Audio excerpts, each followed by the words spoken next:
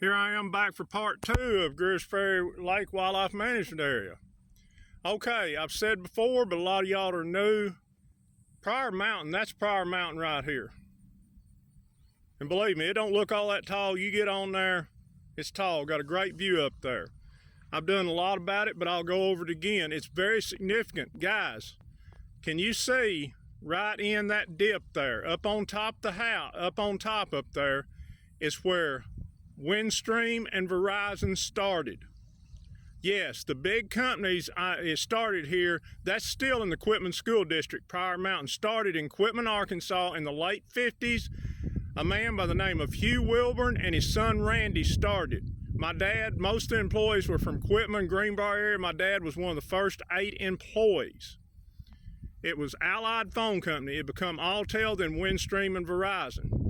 There's a lot of connections in my life and historical connections. Now, I'm not going to get into the spiritual stuff, but there's supposed to be stuff that happened there, not in a good nature, when right before JFK got here, when it made his last public appearance. You're looking at, it used to be a wilderness area. Now you're looking at Diamond Bluff Estates. 3 of the original owners were Joseph Capps and Kenneth and Gloria Copeland. Going back, it's hard to even talk about, but right over that horizon was where I last heard my little Molly dog. She disappeared, and that was it. That Pryor Mountain extends way down there. I spent most of my time deer hunting up there in my life on the old rice place. It was 280 acres. My Uncle JT and another uncle owned it. They're originally from here, but they own the land and let us hunt on it in California. There's still 40 acres left, but when they passed away, Uncle Herman, the kids sold 240 to the paper company. But it's where I learned to hunt. It's also where I was sitting in a cabin where my dad first told me the details about my adoption.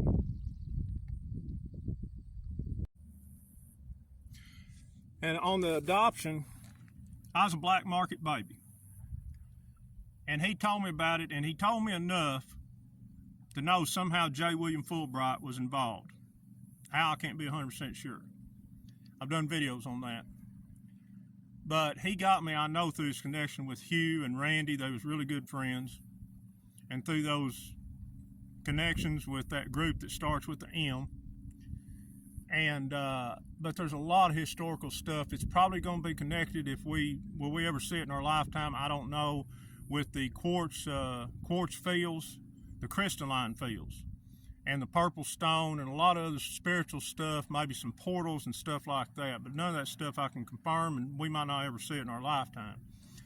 But it's where I've learned a lot of lessons up there about life and hunting. Our deer camp, you have to go down Water Road and go to the old deer camp. Our deer camp was on the Cleveland County, Van Buren County line.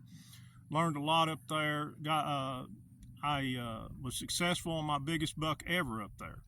And actually, out of all the areas, I've been on 104 out-of-state hunts, and all the areas in the country, that is where I've had my most success, right up there. And unfortunately, that's where I guess I said goodbye to my dog for the last time. And thank y'all for all your support on that. Everybody but just me and a couple others believe that Molly's still with us and somebody got her. And guys, I hope that's right. But I believe that either a coyote got to her, or she run and got too hot and maybe had a heat stroke, even though I couldn't find nothing.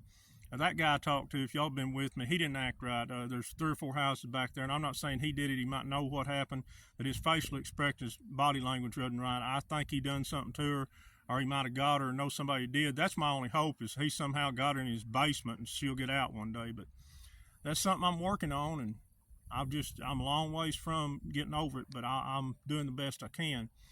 But this managed area has brought a lot of good memories.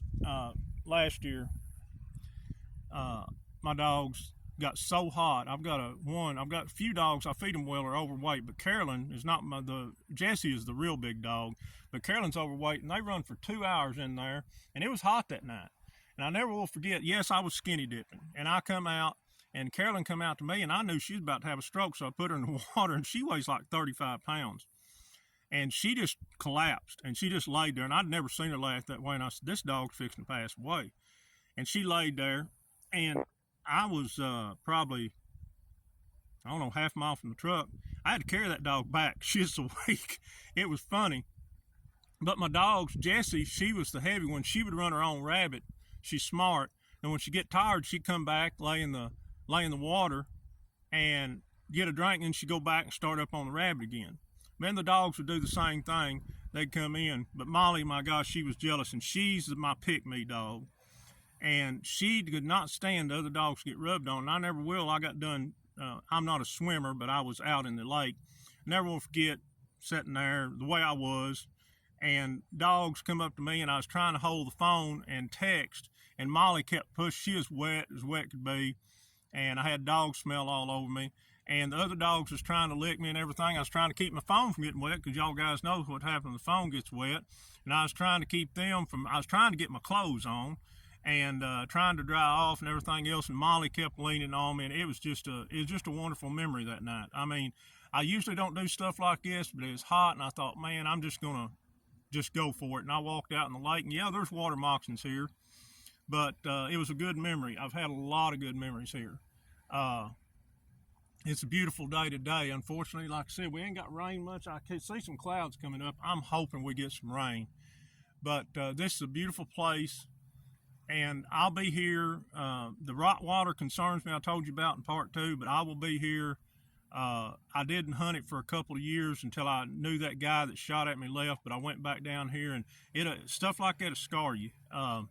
And it always will, but it's the closest place that I can come as far as a wildlife management area that I can run them and pretty much get them away from the roads and everything else.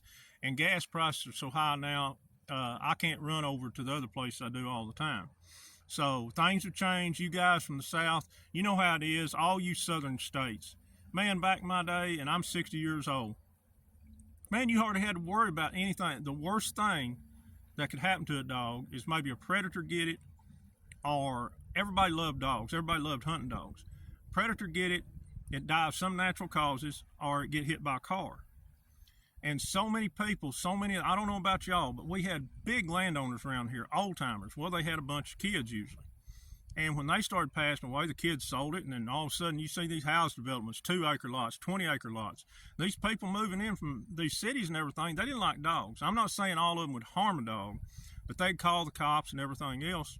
And it really limited, I mean, basically, running deer for dogs and coyote, you got to do it in a pen. You ain't got to, but you basically got to be in the national forest, and by rule now you got to have 24 acres to hunt them on, and even at that, it ain't good enough for deer hunting.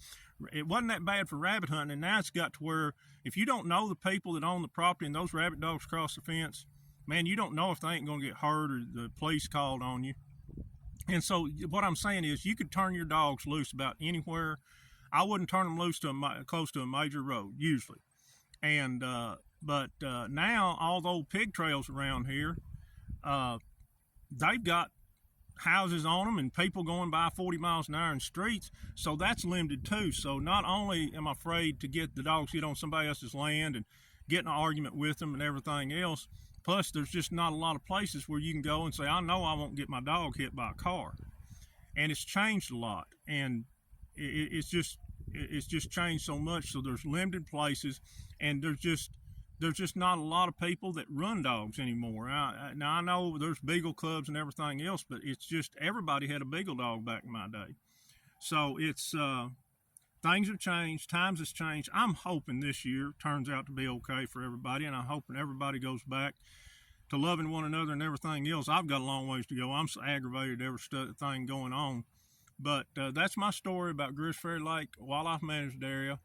And hopefully this year maybe I'll do one in the daytime when it cools off and let y'all, maybe I'll get a rabbit run by, and y'all guys that don't ever get to see that will. And thanks for watching my videos. Greers Ferry Lake Wildlife Managed Area Part 2. Take care.